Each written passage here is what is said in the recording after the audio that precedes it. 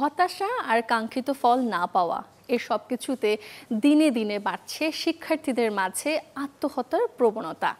ভয়ানক এই বাস্তবতা রুখতে অভিভাবকদের হতে হবে এখন থেকেই সচেতন।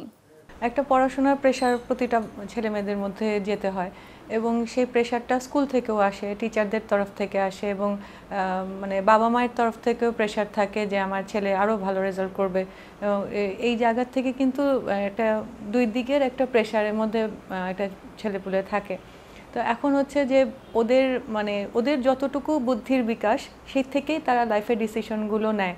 মনে করছে যে আমি ফেল করছি, আমি পারছি না, বা আমাকে যেমন প্যারেন্টের একটা আশা থাকে যে আমি আমার বাচ্চা ফার্স্ট হবে বা ভালো রেজাল্ট করবে, টপ করবে, তখন ওই প্রেশারটা বাচ্চার মধ্যে এসে যায়। তো আমরা এটা দেখতে চাই না যে আমার বাচ্চার লিমিটেশনস আছে কিনা, তার ক্ষমতা কত দূর, বা তাকে আমাদের একটু তৈরি করতে হবে প্রেশার দিয়ে না, তাকে একটু রেডি করে নিয়ে তারপরে যে তার নিজের ভেতর থেকে সেই জিনিসটা বিকশিত হোক। তো প্যারেন্টিংয়ের জায়গাটাও একটা শিক্ষণীয় বিষয় যে আমি কিভাবে আমার বাচ্চাটাকে বড় করছি, বা এই ক্ষেত্রে আমরা এক্সপার্ট হেল্প নিতেই পারি, কাউন্সেলিং সাইকোথেরাপিটা আমরা নিতেই পারি, যে মানে কিভাবে ডিল করছি বাচ্চার সাথে মায়ের যে সম্পর্ক, বা শুধুই কি পড়াশোনার চাপ, তাকে আদর ভালোবাসা দেয়া, টাচ দেয়া, যে হ্যাঁ তুমি পারছো, তাকে উৎসাহ দেয়া।